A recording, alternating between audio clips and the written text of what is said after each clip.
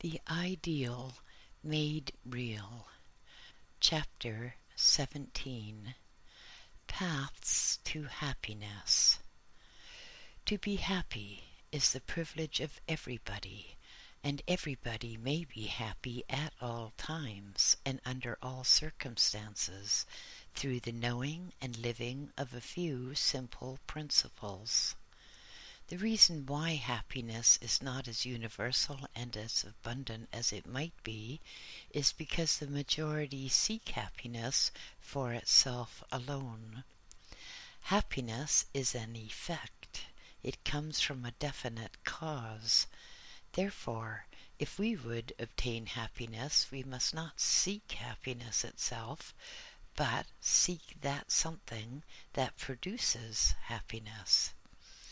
He who seeks happiness directly, who desires happiness for the sake of gaining happiness, or who works directly for the attainment of happiness, will find but little real joy in his life. To seek happiness is to fail to find it, but to seek the cause of happiness is to find it in an ever-increasing measure. Happiness, however, is not the result of any one single cause, is the result of many ideal states of being grouped together into one harmonious whole. In brief, happiness is the result of true being perfectly lived upon all planes of consciousness. Happiness does not come from having much, but from being much. Therefore, anything that will tend to bring forth into tangible expression more and more of the real being of man will add to his joy. To promote the larger and larger expression of the real being of man, in other words, to promote the living in the real of more and more of the ideal, a number of methods may be presented, but as happiness is based upon simplicity, methods for producing the cause of happiness must also be based upon simplicity. Therefore, only those principles that are purely fundamental need to be employed. These principles, however, must not be applied singly. It is necessary to combine them all in practical everyday living, and when this is done, more and more happiness will invariably follow. The principles necessary to the perpetual increase of happiness are as follows. 1. Live the simple life. The complex life is not only a burden to existence, but is invariably an obstacle to the highest attainments and welfare of man. And the majority, even among those whose tangible possessions are very insignificant, are living a complex life.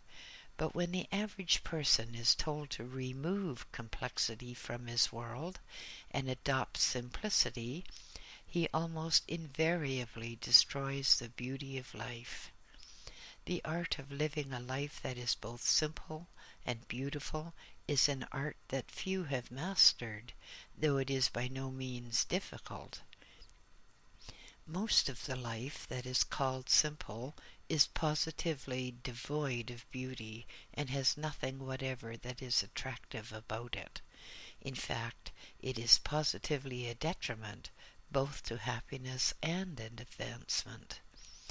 To live the simple life is not to return to primitive conditions, nor to decide to be satisfied with nothing or next to nothing. It is possible to live the simple life in the midst of all the luxuries that wealth can buy, because simplicity does not spring from the quantity of possession, but from the arrangement of possession. The central idea in the living of a simple life is to eliminate non-essentials. The question should be, which of these things that are about me do I need to promote the greatest welfare of my life?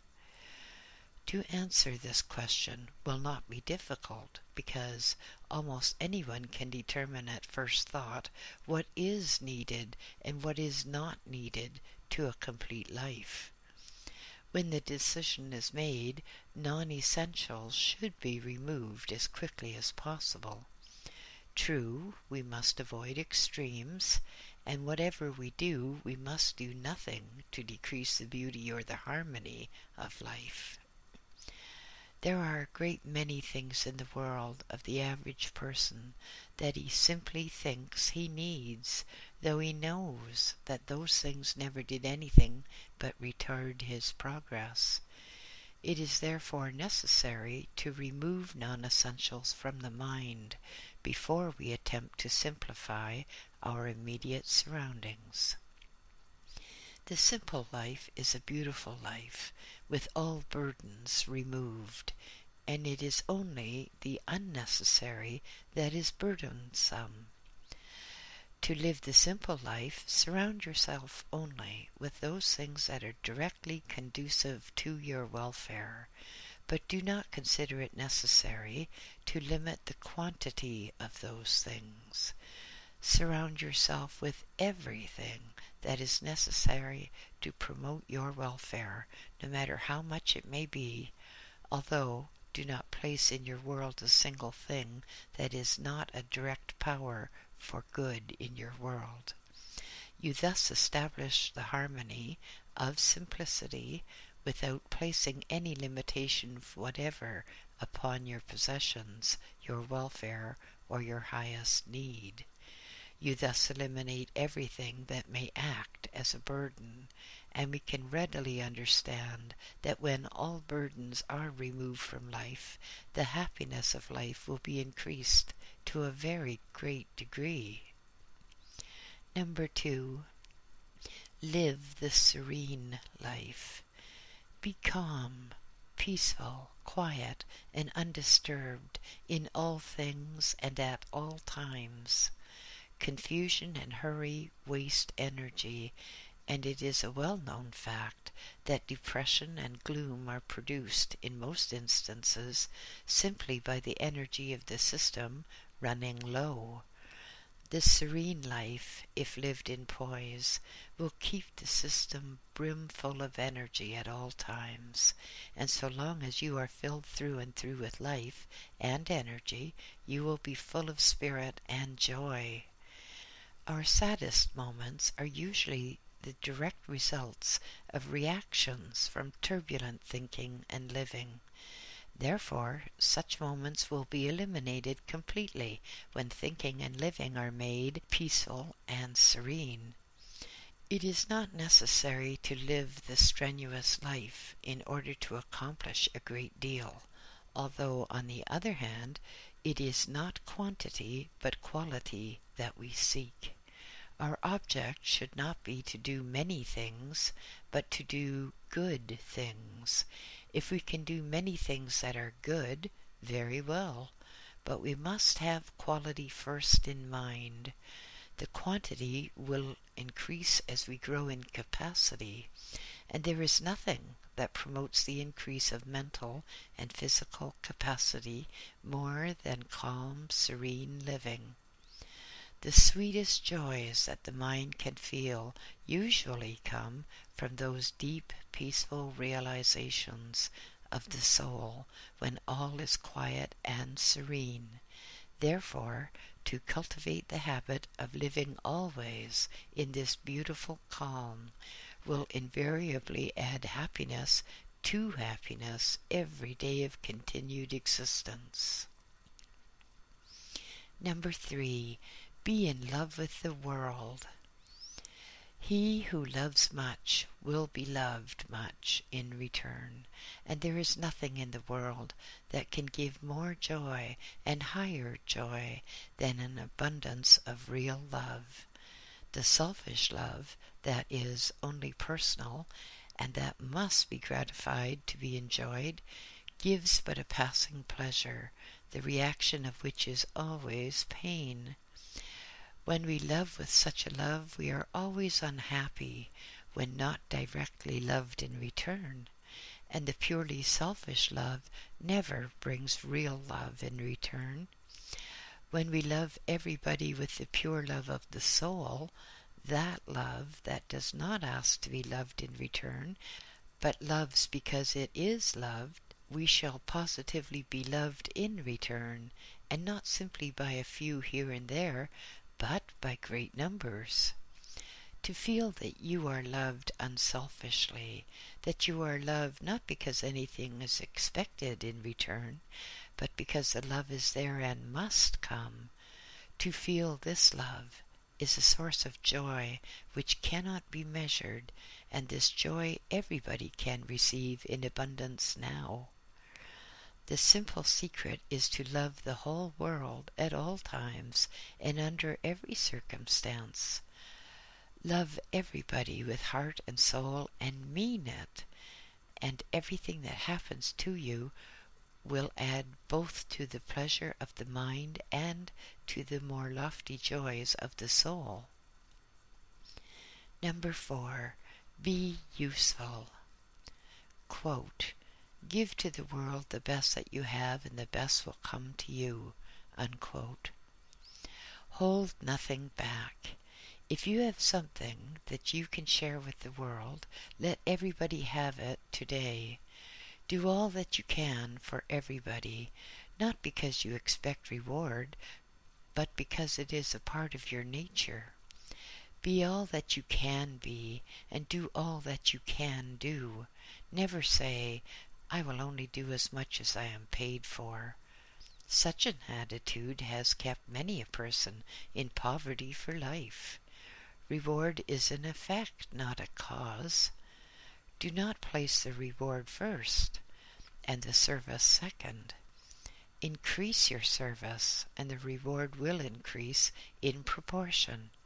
You will thus not only place yourself in a position where you can secure more and more of the good things of life, but you will live in that position where you are bringing into expression more and more of the good things that exist in your own life. And we must remember that the greatest joy does not come from gaining good things from the without, but from the expression of good things from the within. And when both of these are combined harmoniously, we shall secure all the joys of life, the joys that come from the outer world, and the joys that come from the beauty and the splendor of the inner world. To combine these in your life, be useful, express your best, be your best, do your best. You thus bring forth riches from within and attract riches from without. Give richly of the best you have, and good things in an ever-increasing number will constantly flow into your life. That deep soul satisfaction that comes to mind when we have rendered valuable service to man is entirely too good to be ignored. It is one of the deepest and highest joys that man can know. Those people who are the most valuable wherever they go are always the happiest, and we all can be of service in 1,000 ways. Therefore, we may add to our happiness in just as many ways if we will always remember to be and do the best we can wherever we may go in the world. Number 5. Think and speak the beautiful only. Every word or thought that you express will return to you. Never say anything to make others discouraged or unhappy. It will come back to yourself. He who gives unhappiness to others is giving unhappiness to himself.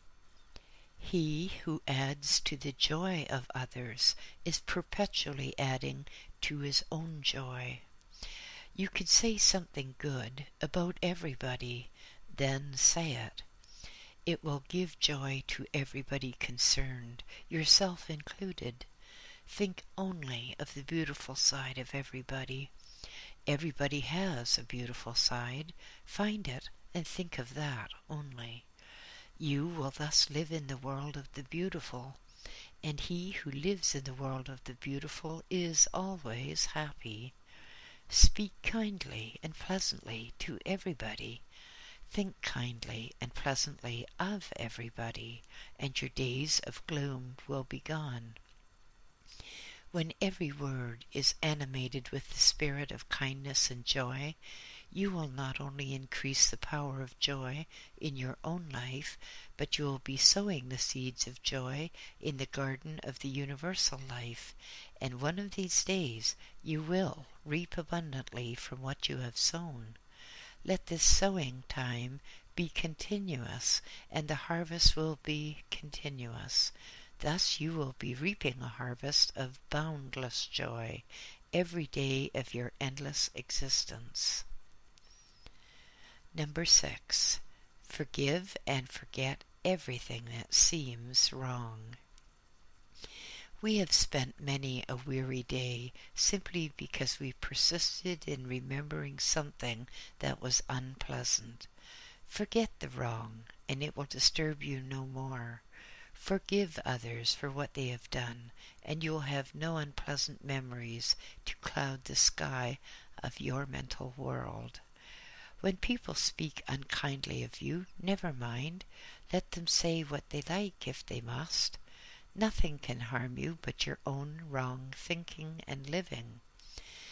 If people do not treat you right, remember they would act differently if they knew better, and you know better than to become offended. So therefore, forgive it all and resolve to be happy. Forgive everybody for what is not right, and forget everything that is not conducive to the right. You have no time to brood over ills and troubles that exist only in your memory. Your memory is created for a better purpose. Remember the good, the true, and the beautiful. This is one of the greatest secrets of perpetual happiness. When you forgive those who have wronged you, you usually come to a place where you think more of those very persons than you ever did before. And when you come to that place, you will realize a joy that is far too sweet and beautiful for pen to ever describe. It seems to be a blessing coming direct from heaven, and it does not go away. This fact proves that he who learns to forgive rises in the scale of life. He who can forget and forgive the wrongs of the lowlands of undeveloped life invariably ascends to the heights, and it is upon the heights that we find real happiness. Such is the reward of forgiveness. It will therefore not be difficult to forgive when we know that the results are so rich and so beautiful. Indeed, to forgive and forget everything that seems wrong will thus become a coveted pleasure.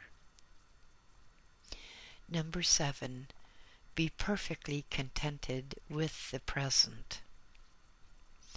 We have heard a great deal about the value of divine discontent, but discontent is never divine any more than indignation is ever righteous. Perfect contentment is one of the highest states of the soul, and is one of those attainments that invariably follows ideal living. Discontent, however, in any of its shapes or forms, always indicates that we are not on the true path. So long as there is discontent, there is something wrong in our living. But the moment this wrong is righted, perpetual contentment will be realized. If your present lot is not what you wish it to be, discontent will not make it better. Be perfectly content with the present, and create more lofty mansions for the future. Thus you will not only improve your condition every year, but you will be supremely happy every day. The more perfect your present contentment, the more power you will have to create for yourself a greater future, and the more mental light you will have to build wisely for days to come. The more contentment you realize in your mind, the more brightness and strength there will be in your mind. Find the good that you already possess, then enjoy it. Better things are even now on the way, and through the harmony of contentment you will be prepared to receive them. You will also be in that higher state of mental discernment where you can know good things when you see them.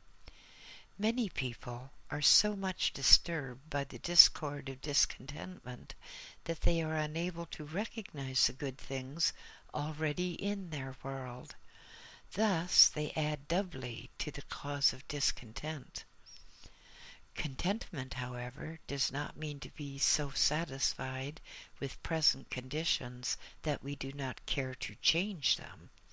True contentment not only appreciates the full value of the present, but also appreciates those greater powers in life that can perpetually add to the value of the present.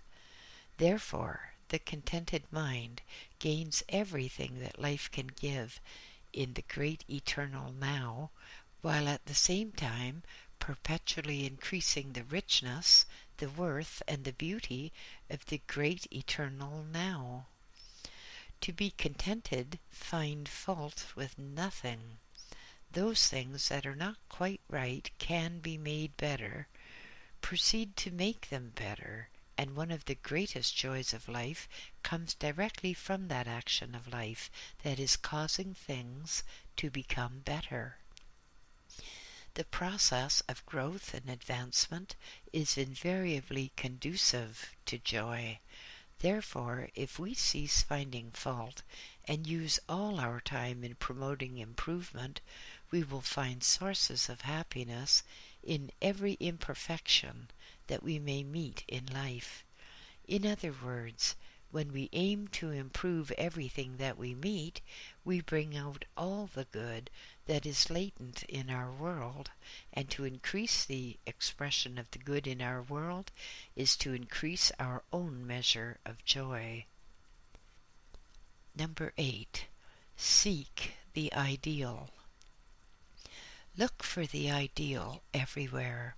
Live in ideal environments when possible. But if not possible in an external sense, create for yourself an ideal environment in the internal sense. Live in ideal mental worlds, no matter what external worlds may be. Associate as much as possible with ideal people, and if you are living an ideal life in your own mental and spiritual life, you will attract ideal people wherever you go.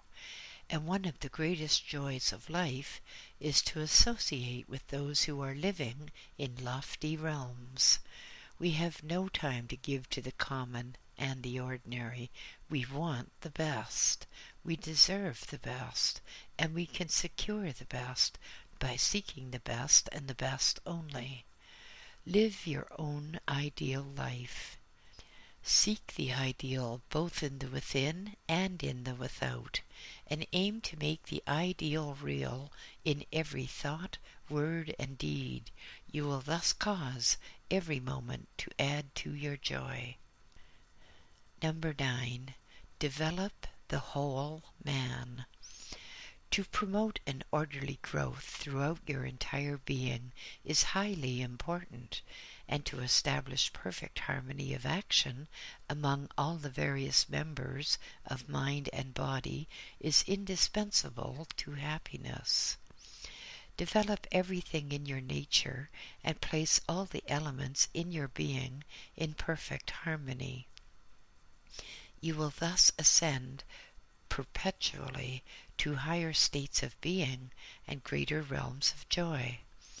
Much of the discord and unhappiness that comes into life is the direct result of one-sidedness and underdevelopment, and these can be permanently removed only through the orderly development of the whole man. Body, mind, and soul must be perfectly balanced in every sense of that term. The more perfectly you are balanced, the greater will be your joy, because a balanced nature is conducive to harmony, and harmony is conducive to happiness. Number 10. Open the mind to beautiful thoughts only. The world is full of thoughts, all kinds of thoughts, but only those that are invited will come to you. There is nothing that affects life more than the thoughts we think. And the thoughts we are to think will depend almost entirely upon our mental attitude towards that which we meet in life. When we resolve to receive only beautiful thoughts from everything with which we come in contact, the change for the better in life will be simply remarkable. All things will become new. We will actually enter a new heaven and a new earth, and the joys of existence will multiply many times. Number 11. Be in touch with the harmony of life. The universe is full of music, and happy is the soul that can hear the symphonies of heaven. He can find no greater joy. Every soul that has been in tune with higher things is familiar with that deep pleasure that comes to mind when the sensations of sublime harmony sweetly thrill every fiber of being. And we can all so live that we can be in tune with the music of the spheres. When you learn how to place yourself in harmony with the music of life, you may for hours at a time remain within the gates of everlasting joy, and you may enter into the very life of that sublime something which eye has not seen nor ear heard. It is then that you understand why the kingdom of heaven is within, and why all souls that have found that inner life are radiant with joy. Here is happiness without measure, happiness that you may enjoy anywhere and at any time. No matter what your environment may be, enter into these lofty realms, and you will be the happiest soul in the world. Number 12. Consecrate every moment to the higher life. The mind that is ever ascending can never be sad. Perpetual ascension means perpetual joy. The happiest moments that come to you are those moments that come when you see yourself rising in the scale of sublime existence. You are then ascending to the heights. You are entering into the cosmic realms, those realms where joy is supreme, and one single moment in that lofty realm gives more happiness than we can imagine were 1,000,000 heavens united in one. It is in these realms that we enter the secret places of the Most High, and to enter into that sublime state is to gain all the happiness that life can give, and have that happiness while eternity shall continue to be.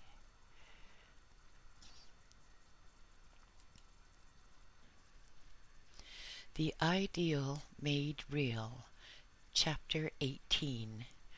Creating Ideal Surroundings. We all believed, not so very long ago, that the circumstances in which each individual was placed were produced by inevitable fate, and that the individual himself could not change them, but would have to remain where he was until something in his favor happened from external sources. What was to cause that something to happen we did not know, nor did we give the matter much thought. We believed more or less in chance and luck, and had no definite conception of the underlying law of things. But now many of us have changed our minds, as we have received a great deal of new light on this most important subject. The many however, are still in the old belief. They are ignorant of the fact that man can create his own destiny, and that fate, circumstances, and environments are but the products of man himself, acting alone or in association with others. But this is the fact, and it can be scientifically demonstrated by anyone under any circumstance. This new idea that man can change his surroundings or transport himself to more agreeable environments through the use of psychological and metaphysical laws may seem unthinkable and far-fetched to a great degree, but when we study the subject with care, we find that the principles, laws, and methods involved are not only natural, but thoroughly substantial, and can be applied in tangible everyday affairs. If the surroundings in which you live are not what you wish them to be, know that you can change them. You can make those surroundings ideal. You can make those surroundings better and better at every step in your advancement, thus making real, higher and higher ideals in your life. This is a positive truth, and should be impressed so deeply upon every mind that no former belief on the subject can cause us to doubt our possession of this power for a moment. The importance of thus impressing this fact upon the mind becomes very evident when we understand that no matter how much we may know, we will have no results so long as we are in doubt as to whether what we have undertaken is real, possible, or not. There are thousands of people who believe, in a measure, that they can better their own conditions, and they fully understand all the principles involved, but they have no satisfactory results because one moment they believe that the change is possible, while at the next moment they entertain doubts. To have real results in any undertaking, especially in the changing of one's surroundings, one must believe with his whole heart that he can, and he must constantly employ all the necessary principles in that conviction. No undertaking ever succeeded that was not animated through and through with the positive faith that it could be done, and such a faith is simply indispensable if you wish to create ideal surroundings for yourself, because the process depends directly upon the way you think. You must think that you can, so as to fully annihilate the belief that you cannot. Know that you can, and in that attitude continue to apply the necessary methods. Let nothing disturb your faith in the possibility of what you have undertaken to do in this respect, and you will positively succeed. To create ideal surroundings, the first essential is to gain a clear understanding of what actually constitutes your surroundings. The world in which you live is a state of many elements, factors, forces, and activities. The physical environment, with all its various phases and conditions, has been considered the most important, but this is not necessarily true, because the mental environment is just as much a part of the world in which you live as the physical. The term world is not confined simply to visible things. It also includes states of mind, mental tendencies, thoughts, desires, motives, and all the different phases of consciousness. The place in which you live physically, the place in which you live mentally, the place in which you live morally and spiritually, these places combined constitute the world in which you live. All these states and conditions are necessary parts of your surroundings, and it is your purpose to make these necessary parts as beautiful, as perfect, and as ideal as possible.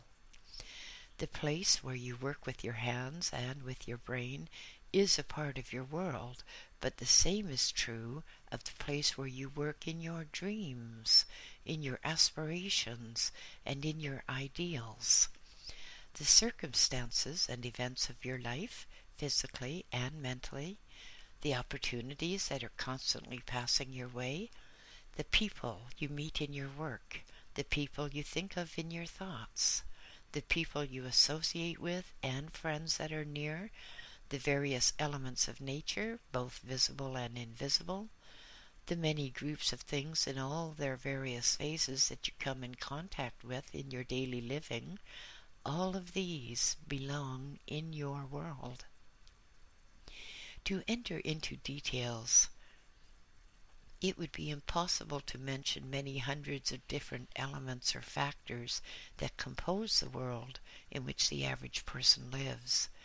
But to be brief, we can say that your world is composed of everything that enters your life, your home, your experience, your thought, and your dreams of the ideal. All of these play their part in bringing to you the good that you may desire or the ills that you may receive. Consequently, since the world in which you live is so very complex, and since so much of it belongs to the mental side of life, the process of change must necessarily involve mental laws as well as physical laws. But here the majority have made their mistake. Many great reformers and human benefactors have tried to emancipate the race through the change of exterior laws and external conditions alone, forgetting that most of the troubles of man and nearly all of his failures have their origin in the misuse of the mind. We all know that mind is the most prominent factor in the life of man, and yet this factor has been almost entirely overlooked in our former efforts to change the conditions of the race. Everything that man does begins in his mind. Therefore, every change that is to take place in the life of man must begin in his mind. This being true, we understand readily why modern metaphysics and the new psychology can provide the long-looked-for essentials to human emancipation and advancement. When we examine all the various things that go to make up the world in which we live, we may find it difficult to discover the real source of them all, how they were produced, who produced them, why they happened to come to us, or why we went to them.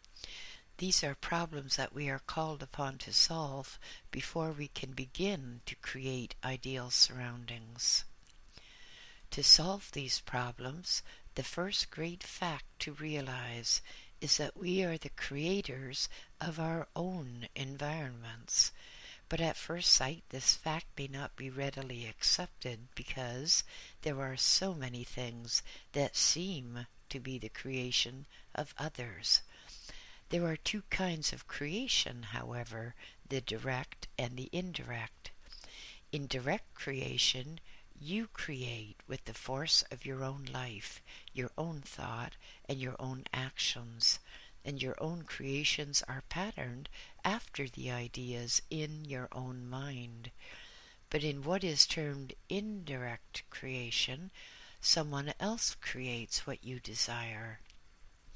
It is your creation, however, in a certain sense, because it was your desire that called it forth.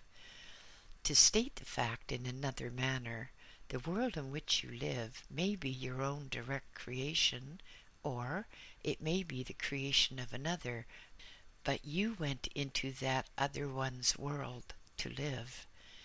In the majority of cases, the world in which the individual lives is produced partly by his own efforts and partly by the efforts of others, though there is nothing in his world that he has not desired or called forth in some manner and at some time during his existence. There are a number of people who are living in worlds created almost entirely by others. In fact, the world of the average person is 3/4 the creation of the race mind. But the question is, why does a person enter into a world that is created by others? Why does he not live exclusively in a world created by himself? There are many fine minds who are living in the world of the submerged tenth, but they did not create that world. That inferior state existed long before the birth of its present inhabitants. But why have those gone to live there who were not born there? And why have those who were born there not gone away to some better world of their own superior creation? Why do the people who live in that inferior world continue to perpetuate all its conditions? No world can continue to exist unless the people who live in that world continue to create those conditions that make up that world. Then why do not those people who live in the world of the submerged tenth cease the creating of that inferior world and begin the creation of the superior world when we know they have the power to do so?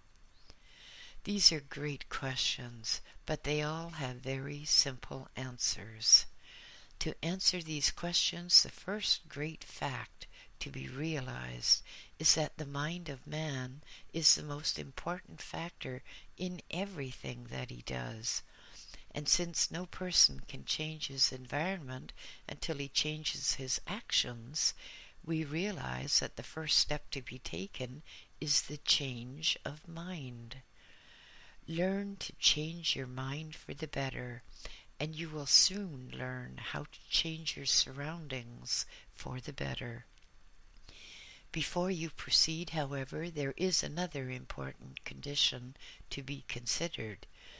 It is the fact that a portion of what is found in our world is created by ourselves, while the rest is a product of those minds with which we work or live. In the home, each individual contributes to the qualities of the world which all the members of that home have in common, but each individual lives in a mental world distinctly his own, unless he is so negative that he is not a single individual purpose or thought. When the mental world of each individual is developed to a high degree, it will become so strong that the fate of that individual will not be affected by the adverse conditions that may exist in the home. The same is true of the environments that we meet in our places of work. No man need be affected very long by adverse surroundings or obstacles that he may meet in his work. He will finally become so strong that he can overcome every adversity that may exist in his physical world, and thus gain entrance to better surroundings. However, we can readily see how a great deal of discord can be produced in a home or in our place of work where the different members are not in harmony with each other, and we can also understand how the events, circumstances, and conditions of all those members, as well as each individual member, will be affected more or less by that inharmony, providing, however, that each individual is not developing that power of his mental world that can finally overcome all adversity. We can also understand how harmony and cooperation in a home or in a place of work would become a powerful force for good in the life of each individual concerned. Where a few are gathered in the right attitude, their immense power will be developed. In fact, sufficient power to do almost anything that those few may wish to have done. This has been fully demonstrated a number of times. Therefore, where many minds are associated in the creation of a world in which all will live, more or less, these higher mental laws should be fully understood and most thoroughly applied. To enter a world that does not correspond with yourself, and to go in and live where you do not naturally belong, is to go astray, and such an action will not only cause all the forces and elements of your life to be misdirected, but you will place yourself in that position where nothing that is your own can come to you. There are vast multitudes, however, who have gone astray in this manner, and that is the reason why we find so many people who are misplaced, who do not realize their ideals, and who have not the privilege to enjoy their own. But we may ask, why do people go astray in this manner? Why do we associate with people that do not belong in our world? Why do we enter environments that do not correspond to our nature? Why do we enter vocations for which we are not adapted? And why do we pursue plans, ideas, and ambitions that lead us directly away from the very thing that our state of development requires? These are questions that we must answer, because no one can get the greatest good out of life or make the most of himself unless he lives in a world where he truly belongs. It is only when you live in a world created by yourself, or in a world that others have created in harmony with you, that you can be your real self. And since one must be truly himself to be wholly free and to promote his own advancement naturally and completely, the subject is of great importance. There are two reasons why we stray from our own true world and enter worlds where we do not belong. First, because we frequently permit the inferior side of our nature to predominate, and second, because we permit the senses to guide us in almost everything that we do. No person who has qualifications for the living of life in a superior world will ever enter an inferior world if he does not permit inferior desires to lead him into destructive paths. And no person, no matter what his work may be, will go down the scale so long as he follows the highest mental and spiritual light that he can possibly see during his most lofty moments. Follow the highest and the best that is in you, and you will constantly ascend into higher and better worlds. All your creative forces will thus build for you better and better surroundings, because so long as you are rising in the scale, everything in your life, in the external as well as in the internal, must necessarily improve continuously. There is no need whatsoever of any person ever entering an inferior world. No one need pass into environments and surroundings that are less desirable than the ones in which he is living now. In fact, a person may take the opposite course, endeavor constantly to attain superiority, and you will steadily work yourself into superiority. And as you become superior, you will find an entrance into those worlds, those environments, and those surroundings that are superior. There is a higher light, a better understanding within yourself that will guide you correctly in all your associations with people and environments. Do not follow physical desires or physical senses. Let these be servants in the hands of higher wisdom. Follow this higher wisdom, and you will make few mistakes, if any.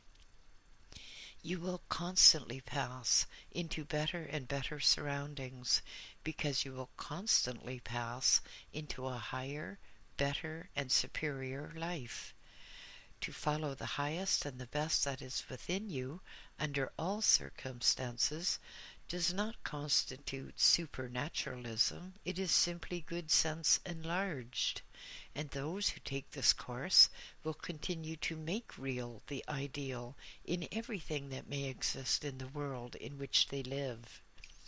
In consequence, both the mental world and the physical world in which we live will perpetually change for the better, and all our surroundings will improve accordingly, become more and more ideal, until everything that exists about us is as beautiful as the visions of the soul.